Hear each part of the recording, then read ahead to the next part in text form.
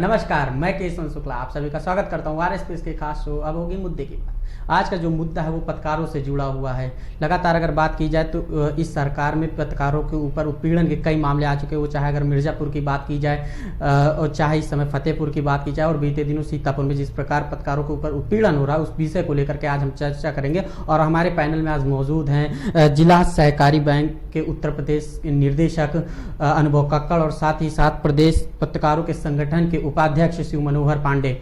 और हम बीजेपी की सरकार है तो सबसे पहले बीजेपी के पास चलेंगे क्योंकि सवाल सरकार से ही होता है और इन्हीं के पास चलेंगे। अनुभव जी आपसे सवाल चाहेंगे, जिस प्रकार फतेहपुर के जो पत्रकार हैं वो जल सत्याग्रह की शुरुआत क्यों, क्योंकि वहां के एक पत्रकार के ऊपर मुकदमा दर्ज हुआ, उसके बाद उनके साथी पर कई के ऊपर मुकदमा दर्ज हुआ, क्या कहेंगे इस पर?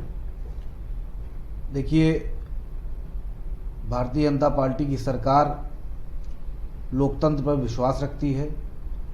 लोकतंत्र को मजबूत करने के लिए चाहे केंद्र की सरकार हो चाहे उत्तर प्रदेश की योगी सरकार हो, संकल्पबद्ध है। लोकतंत्र को ध्यान में रख करके ही हमारे सारी सरकार नियमों कानूनों का पालन करती है। रही बात फतेहपुर की, फतेहपुर में जिनके विषय को लेकर के ये आंदोलन किया जा रहा है, मेरी जानकारी में वो कोई ऐसे पत्रकार नहीं है, वो किसी अखबार से जुड़े हुए व्यक्ति नहीं है। ट्विटर पर लिखते हैं, ट्विटर पर एक आम नागरिक, एक व्यापारी, हर व्यक्ति ट्विटर पर अपनी बात को रख सकता है। ट्विटर पर बात कहने वाला व्यक्ति पत्रकार है, इस बात को थोड़ा सा मानना मुश्किल है। और लोकतांत्रिक तरीके से हर व्यक्ति को अपनी बात कहने का अधिकार है, लेकिन अगर आप समाज के अंदर अपने बात के माध्यम से आप समाज के अंदर कोई वातावरण खराब करने का काम करेंगे तो सरकार निश्चित रूप से या प्रशासन निश्चित रूप से उसको रोकने के लिए कुछ ना कुछ कार्रवाई करेगा। लेकिन अगर बात की जाए तो जो है और भी पत्रकारों के ऊपर वहां पे मुकदमे दर्ज हुए ना, और अगर वातावरण खराब कैसे कहा जा सकता है? पत्रकार वातावरण कैसे खराब? भारतीय जनता पार्टी की सरकार नियम कानून सिद्धांतों को लेकर के चलती है। कोई व्यक्ति चाहे वो पत्रकार हो या कोई सामान्य नागरिक हो या किसी राजनीतिक दल का कार्यकर्ता हो, नियम कानून सबके लिए है। आप ऐसा कोई वक्तव्य, ऐसा कोई बयान मत दीजिए जिससे समाज में बुराई पैदा हो, लोग समाज में लोग आक्रोशित हों। आज कोरोना महामारी का दौर चल रहा है, सरकारें उसको लेकर के पूरी मेहनत के साथ, चाहे उत्तर प्रदेश की योगी सरकार हो, पूरी ईमानदारी के साथ मेहनत के साथ सरकार काम कर रही है। अभी गाजियाबाद के अंदर पत्रकारों के द्वारा ही वहां के जिला अधिकारी के खिलाफ कुछ मुद्दे उठाए गए थे। सरकार ने उसको पूरी गंभीरता से लिया और जिला अधिकारी के खिलाफ कार्रवाई की। मिर्जापुर में क्या किया? मिर्जापुर, अब आप एक एक अगर तो बीजेपी सरकार में ना पॉइंट उठेगा, सवाल तो उठता ही है ना। आप मैंने जैसे कहा जी, नियम कानून का पालन करना ये सबके लिए मिर्जापुर के मैं आपको बता दें, एक पत्रकार जो है सरकारी स्कूलों में नमक रोटी दिखाने की खबर दिखाई थी, जिसके बाद उसके ऊपर मुकदमा दर्ज किया गया था। आप जिस खबर की बात कर रहे हैं मेरे संज्ञान में ऐसा कोई मामला नहीं है। मिर्जापुर का मामला ही संज्ञान में लेकिन नियम कानून सिद्धांत सबके लिए। मैं भारतीय जनता पार्टी का कार्यकर्ता हूं, हमारी केंद्र में उत्तर प्रदेश के अंदर सरकार है, लेकिन हमारी सरकार के किसी भी नेता के द्वारा, हमारे मुख्यमंत्री जी द्वारा, हमारे प्रधानमंत्री जी द्वारा कोई ऐसा बयान नहीं आया कि हमारे लिए कोई विशेष व्यवस्था है। जो नियम कानून एक आम नागरिक के लिए है वही पार्टी कार्यकर्ता के लिए, वही देश के चौथे स्तंभ जो पत्रकारिता जगत है उसके लिए भी है। हाँ, पत्रकार जगत अगर कोई बात विश्वसनीयता के साथ प्रस्तुत करता है तो निश्चित तौर पे सरकार उसको अमल में, मतलब पत्रकार जो है कार्रवाई भी करती है। पत्रकार जो है फतेहपुर में इस समय आप देख सकते हैं जल सत्याग्रह कर रहे हो, गंगा यमुना नदी में खड़े होकर के जो है सत्याग्रह कर रहे हो, उस पर कोई प्रशासन पूछने तक नहीं आता है और कोई भी बीजेपी का नेता भी नहीं पूछता, और चाहे पक्ष हो विपक्ष उसका मुद्दा भी बना रखा है। लेकिन क्या कहें, जैसा मैंने पहले भी कहा, जो व्यक्ति वहां पर इस तरीके का सत्याग्रह, चलिए हमने मान लिया एक पे आपने आरोप लगा दिया, पत्रकार वहां पे वो कोई पत्रकार नहीं है किसी भी अखबार में, वहां पे लीडिंग पेपर चैनल से वो ट्विटर पर लीडिंग पेपर के पत्रकार के ऊपर भी मुकदमा दर्ज हुआ है फतेहपुर में ही, इसी मामले जिस पे हम बात कर रहे हैं। मैंने आपसे पहले भी कहा, अगर देखिए, अगर पहली अगर किसी पत्रकार के ऊपर कोई मुकदमा दर्ज हुआ है तो इसका मतलब ये नहीं कि वो आरोपी तय हो गया है। अगर उनके ऊपर मुकदमा दर्ज हुआ है, मुकदमा कैसे दर्ज हो, उसको पहले जांच की जाए ना। अरे जांच तो मुकदमा दर्ज होने के बाद करेंगे ना। अगर वो सही है तो निश्चित तौर पर उनको जो है उसमें सहूलियत मिलेगी, उनका मुकदमा स्पंज हो जाएगा। ऐसा कोई बड़ी बात थोड़ी ना, अगर मुकदमा दर्ज हुआ है तो उसकी जांच हो जाएगी। चलते वरिष्ठ पत्रकार है जो कि उत्तर प्रदेश पत्रकारों के संगठन के शिव मनोहर पांडे जी के पास आपने कई सरकारें देखी होंगी, कई वर्षों से आपने लगातार जो है पत्रकारिता कर रहे हैं, कई सरकारें देखी होंगी। इस समय जो माहौल है, क्या पहले भी ऐसे कुछ माहौल हुआ करते थे, कैसे क्या? देखिए, पत्रकारों के साथ सरकारों को व्यवहार तभी तक अच्छा रहता है कि पत्रकारों की खबर और उनका विश्लेषण सरकार के अनुकूल हो।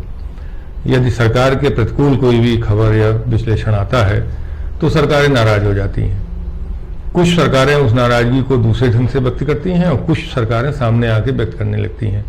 इस समय की जो मौजूदा सरकार है, इसमें सामने आके पत्रकारों के खिलाफ कार्रवाई होने वाली अनेक घटनाएं सामने आई हैं।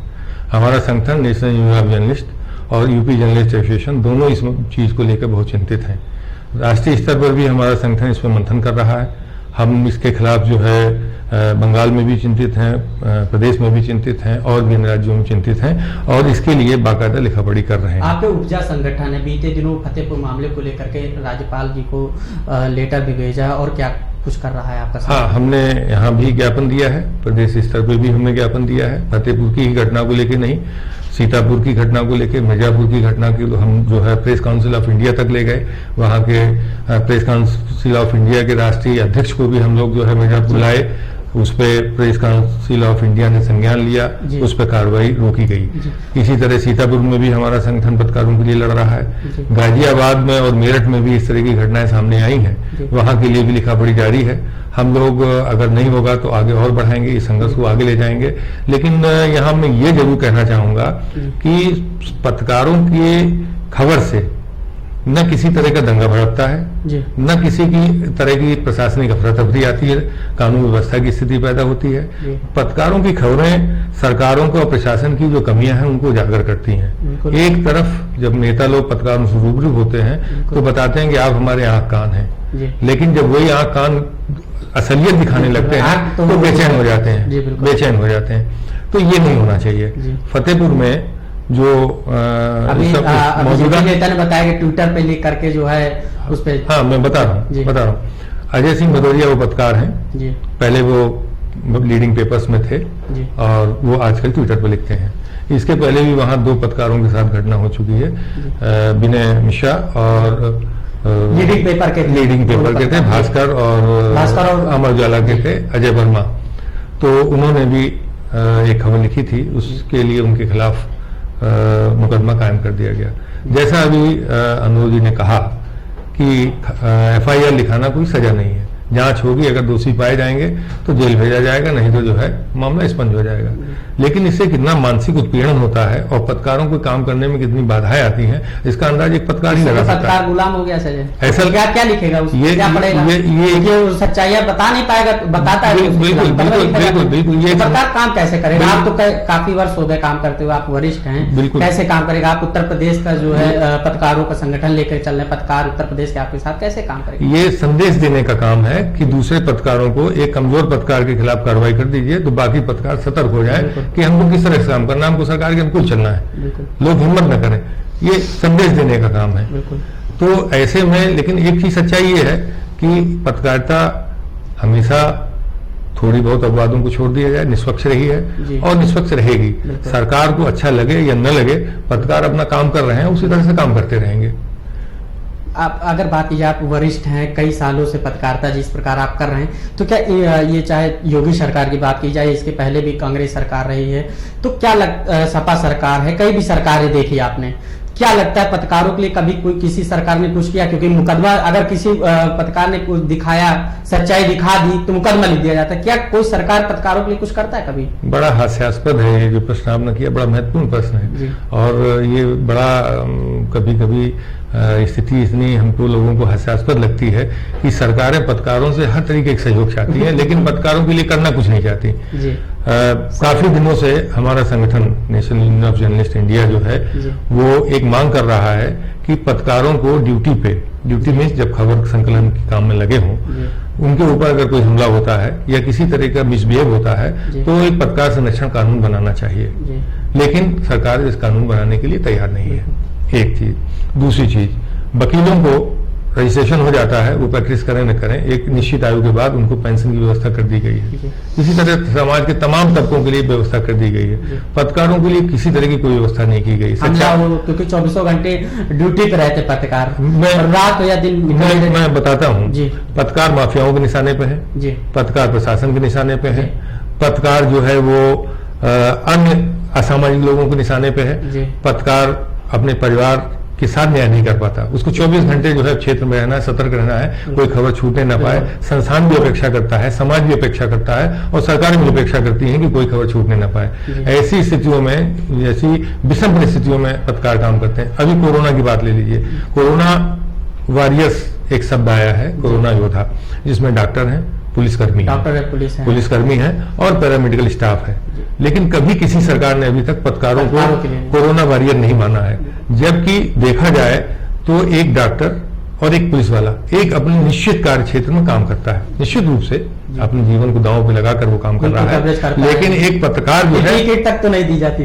पत्रकार उससे ज्यादा अपनी जान जोखिम में डाल के काम कर रहा है और पत्रकार उन चीजों को पहुंचा रहा है जनता तक जिसको सरकार पहुंचाना चाहती है और जो जनता के लिए बहुत आवश्यक है, चाहे वो जागरूकता के कार्यक्रम हो, चाहे कोरोना की सावधानियों के कार्यक्रम हो, चाहे कोरोना के जो आंकड़े हैं उनको कार्यक्रम हो, ये सारे पत्रकार पहुंचा रहे हैं। और कोरोना के लोगों को किस तरह से इलाज किया जा रहा है, क्या किया जा रहा है, कैसे रहना चाहिए, ये सारी चीजें अपनी जान बतली रखे। उनको पीपी किट भी खुद ही खरीदनी है, उनको फेस शील्ड भी खुद ही खरीदनी है, उनको N95 मास्क भी खुद खरीदने हैं, ग्लव्स भी खुद खरीदने हैं, अपनी सुरक्षा खुद करनी है। सरकार का या समाज का कोई सहयोग नहीं है, लेकिन अपेक्षा सबसे ज्यादा है। सरकारें आंख बंद किए हुए, चाहे बीजेपी की सरकार हो या इसके पहले की सरकारें हो, किसी ने कुछ नहीं किया। अनुभव जी, आपसे जवाब चाहेंगे कि जिस प्रकार दादा ने आपको बताया कि लगातार पत्रकारों से अपेक्षाएं तो काफी होती हो, चाहे सरकार हो, प्रशासन हो या आम नागरिक हो, लेकिन पत्रकारों के लिए कभी कुछ नहीं करता, तो क्या आप ये सरकार से भी अपेक्षाएं कैसे? निश्चित तौर पे समाज को आईना दिखाने का काम पत्रकार जगत करता है और इसीलिए देश का चौथा स्तंभ माना गया है पत्रकारिता को। निश्चित तौर पे आपकी मांग से हम सहमत हैं और आपकी ये मांग सही जगह पर पहुंचाने का हम काम करेंगे। और पत्रकार जगत का एक बहुत बड़ा योगदान रहा है समाज सुधार के लिए, चाहे कोई भी विषय रहा हो, पत्रकारों का हमेशा एक सहयोग रहा है। उनके माध्यम से बड़े बड़े आंदोलन, बड़े बड़े समाज के अंदर परिवर्तन आए हैं। जो बात आपने कही, निश्चित तौर पे कोरोना महामारी के इस दौर में पत्रकार जगत ने जिस तरह आगे आकर के समाज में जागरूकता फैलाने का काम किया, पत्रकारिता क्षेत्र से जुड़े समस्त जो भी पत्रकार बंधु हैं वो निश्चित तौर पे बधाई के पात्र हैं और आपकी मांग को सही जगह तक पहुंचाने का हम काम। लेकिन इस समय लोकतंत्र के चौथे स्तंभ पे अन्याय क्यों? फतेहपुर का मामला देखिए, कहाँ अन्याय हो रहा है, बिल्कुल अन्याय हो रहा है। मेरे मित्र आपको मैं बताना चाहता हूँ कि आपको शायद आप उस समय पैदा भी नहीं हुए थे, मैं भी, मेरा भी जन्म नहीं हुआ था जी। किस तरीके से इस देश की एक पार्टी जिसकी सरकार इस देश के अंदर हुआ करती थी, कांग्रेस पार्टी की सरकार, किस तरह उन्होंने आपातकाल के नाम पर देश के चौथे स्तंभ पर सेंसरशिप लागू करती थी। पत्रकारों को बोलने की आजादी नहीं थी, अभिव्यक्ति की आजादी पर रोक लगा दी थी। आज और इस सरकार में क्या हो रहा है? इस सरकार में, योगी सरकार में क्या हो रहा है? आज का समय ले लीजिए, बीते 2 महीने के अंदर से आप ले लीजिए पत्रकारों के ऊपर, वो चाहे अमेठी का अगर मामला उठा लें, दिन दहाड़े पत्रकारों हमला हो जाता है, आप कर रहे हैं, दिन दहाड़े पत्रकार को हमला होता है। फतेहपुर में आप देख लीजिए, जल सत्याग्रह उनको आंदोलन करना पड़ रहा है, प्रशासन पूछने तक नहीं जाता, बीजेपी का कोई नेता पूछने तक नहीं जाता कि आखिर क्यों हो रहा है, उस पे जांच के नाम पर क्या किया जा रहा है। केवल एक कि वो ट्विटर का पत्रकार था, मैं जिस बात की आपको जिस समय की मैं बात से आपकी आज की आप घटना की जी। तुलना कर रहे हैं जी उस समय आप अपने विचारों की अभिव्यक्ति नहीं कर सकते थे। जी पत्रकारिता क्षेत्र पे पूरी तरीके से प्रतिबंध लगा दिया गया था, अखबारों ठीक को है। छपने पर रोक लगा दी गई थी। ठीक है। आप उस दौर की और आज के दौर की आप तुलना कर तो रहे हैं। आज के दौर में भी बिल्कुल। आज के दौर में भी तो पेन पकड़ने का काम किया जा रहा है। आप अपनी आजादी से लिख नहीं सकते, आप अपनी आजादी बोल नहीं सकते। कहीं कोई किसी भी प्रकार की रोक नहीं है, पूरी स्वतंत्रता के साथ आप अपनी बात को व्यक्त कर सकते हैं, लेकिन वो आप अपनी बात व्यक्त करके लिखेंगे और आप लेकिन सरकार से ही अपेक्षा। लेकिन प्रायोजित ना हो, समाज के वातावरण को दूषित करने के लिए। अच्छा, फतेहपुर का क्या मामला प्रयोजित, फतेहपुर का मामला क्या प्रयोजित था? जो व्यक्ति पत्रकार ही नहीं है, आप उसको पत्रकार होने का दर्जा दे रहे हैं। क्यों नहीं? जो कैसे आप कह नहीं सकते व्यक्ति को हर आदमी पत्रकार जो लिखेगा वो पत्रकार होगा। और जिस पत्रकार की बात हुई अभी आपके सामने पत्रकार ने भी बताया कि 2 लीडिंग पेपर के जो पत्रकार थे उनके खिलाफ भी मुकदमा लिखा गया था। आप कैसी बात कर रहे हैं? जो पत्रकार जिनकी भदौरिया साहब की बात हो रही है जी वो पत्रकार नहीं है। मैं पहले भी उस बात को कह रहा था, आज भी उस बात को कह रहा हूं। दूसरी बात, आप किसी खबर को जी प्रायोजिक तरीके से में क्या प्रायोजित था? आप फतेहपुर वाले मामले में बता दीजिए, इस मामले में क्या प्रायोजित खबर थी? आप इसी पे बताइए ना, क्या प्रायोजित खबर थी? आप उस बात को आप किसी भी व्यक्ति की आप किसी अखबार के व्यक्ति को, अगर वो किसी चैनल को रिप्रेजेंट कर रहा है, अगर वो किसी अखबार को रिप्रेजेंट कर रहा है, तो उसकी बात का कोई आधार होना चाहिए, कोई तथ्य होना चाहिए। आप उसके 2 लीडिंग पेपर, चलिए हमने मान लिया भदौरिया के साथ आप बात कर रहे नहीं था, लेकिन 2 और लीडिंग पेपर के पत्रकार तो हैं, उनके पीछे बैनर भी तो लगा हुआ है कि वो 2 लीडिंग पेपर के पत्रकार हैं। मैंने कहा तो अगर उनके ऊपर मुकदमा दर्ज हुआ है तो इसका मतलब ऐसा तो दिया गया। आप अगर किसी के खिलाफ कोई मुकदमा दर्ज हुआ है, उसकी जांच होती है, न्यायिक प्रक्रिया है, न्यायिक प्रक्रिया के माध्यम से उसको आगे चलिए आपके माध्यम से और सरकार के माध्यम से कब तक उसके मतलब उसकी जांच हो जाएगी और कब उन्हें न्याय मिल, क्योंकि जिस प्रकार पत्रकारों के ऊपर एक टेंशन तो हो जाता है, एक दबाव हो जाता है, क्योंकि वो अगर कुछ भी लिखेंगे तो उनके ऊपर मुकदमा लिख दिया जाएगा, छोटे को पकड़ के जो है दबा दिया जाता है, जिससे पूरा डर जाए पत्रकार में। क्या उत्तर प्रदेश में यही तो इस समय हो रहा है। आप मिर्जापुर, आप फिर आइए मिर्जापुर के मामले में, आप देख लीजिए क्या था फतेहपुर मामले में। ऐसा बिल्कुल नहीं है, ऐसा बिल्कुल नहीं है। उत्तर प्रदेश अमेठी की अगर बात करें, आपके पास यही जिला है, आपसे ही कुछ ही दूरी पे जिला अमेठी है, जहां पे दिन दहाड़े पत्रकार के ऊपर हमला हुआ था। आपको बीते ही दिनों की बात है। उत्तर प्रदेश के अंदर पूरी स्वतंत्रता के साथ पत्रकार जगत काम कर रहा है। कहीं किसी प्रकार का दबाव सरकार के द्वारा नहीं बनाया गया है। कहीं कोई घटना अगर घटती है, पत्रकार की सुनेगा कौन, ये आप बता दीजिए। पत्रकार की सुनेगा पत्रकार तो स्वयं देश को, जनपद को, प्रदेश को, जनता को आईना दिखाने का काम करता है। आप लोग चौथा स्तंभ भी कहते हैं, देश का चौथा स्तंभ भी माना जाता है पत्रकार को। पत्रकार सबकी बातें सुनाता है, वो चाहे सरकार की हो, चाहे वो प्रशासन की हो, या आम लोगों की हो, गरीबों की हो, सभी की बात ऊपर तक ले जाता है। लेकिन जब पत्रकार स्वयं पत्रकार के ऊपर हो रहे, तो पत्रकार किससे सुनाए? क्योंकि पत्रकार के पास तो कोई जा ही नहीं रहा ना। कौन गया बताइए आप? 2 घंटे लगातार जो है जल के अंदर सत्याग्रह चला, कौन गया आप बताइए? देखिए मैं बताता हूँ, ऐसा है कि मैंने कहा कि अभी ये तो चलिए घटनाएं हैं, इन पर आंदोलन चल ही रहा है। कोरोना में कई पत्रकारों की जान चली गई कोरोना के कारण जी। और वो ऐसा नहीं था कि वो घर में बैठे हुए थे इसलिए जान चली गई, वो मैदान में थे, वो अपनी ड्यूटी कर रहे थे, वो खबरों पर काम कर रहे थे। चाहे वो पंकज कुलश्रेष्ठ हो, चाहे महाराष्ट्र हो, चाहे भी दिल्ली में एक नौजवान पत्रकार भी मारा गया, उसकी मृत्यु हो गई। किसी भी सरकार ने इनके लिए कुछ नहीं किया। मुआवजा की बात दूर रही, अभी हमारी एक मांग है, हमने सरकार के पास मांग पहुंचाई भी थी, राष्ट्रीय स्तर पे भी पहुंचाई है, प्रदेश स्तर पे भी, कि 50 लाख का बीमा पत्रकारों को किया जाए। जो पत्रकार क्षेत्र में काम कर रहे हैं, थोड़ी सी प्रीमियम की राशि जमा होगी। कोरोना के फंड में अरबों रुपया खर्चा हो रहा है कोरोना नियंत्रण में और उसके अन्य उपायों के लिए। एक छोटी सी धनराशि में पूरे देश के सारे पत्रकारों का बीमा हो जाएगा। हमने सरकार को ये ऑफर दिया कि आपके सामने ये समस्या होगी कि सही पत्रकारों का चयन कैसे करें। हमारे राष्ट्रीय अध्यक्ष ने प्रधानमंत्री को सुझाव दिया कि हर राज्य के सभी जिलों में हमारी शाखाएं हैं, हमारे संगठन सही पत्रकारों के चयन में आपका सहयोग करेंगे, आपके अधिकारियों को सहयोग करेंगे, और जो पत्रकार वाकई में काम कर रहे हैं उनका बीमा करा दिया जाए। लेकिन किसी के लिए एक थोड़ी सी प्रीमियम राशि की व्यवस्था न तो केंद्र सरकार ने की है, न प्रदेश सरकारों ने की है, और मैं बीजेपी की बात नहीं कर रहा हूं, किसी भी पार्टी की सरकार ने किसी भी राज्य में ये व्यवस्था नहीं की है। पत्रकार अपनी जान दे रहे हैं। जी, आपसे भी हम अपेक्षा रखेंगे कि पत्रकारों को जो दिक्कतें आ रही हैं उस बातों को लेकर के आप जो है सरकार तक पहुंचाएंगे। और अनुभव जी, आपका भी बहुत बहुत धन्यवाद। शिव मनोहर पांडे जी, आपका भी बहुत बहुत धन्यवाद कि आप जो हम पत्रकारों की जो है नेतृत्व कर रहे हैं उत्तर प्रदेश में, जो भी पत्रकारों को दिक्कत होती है आप ऊपर तक पहुंचाते हैं, वो चाहे राज्यपाल को अपने पत्र के द्वारा हो या मिल करके आप ऊपर तक अपनी बातें पहुंचाते हैं। इसके लिए बहुत बहुत धन्यवाद। आप हमारे स्टूडियो में आए, इसके लिए नमस्कार।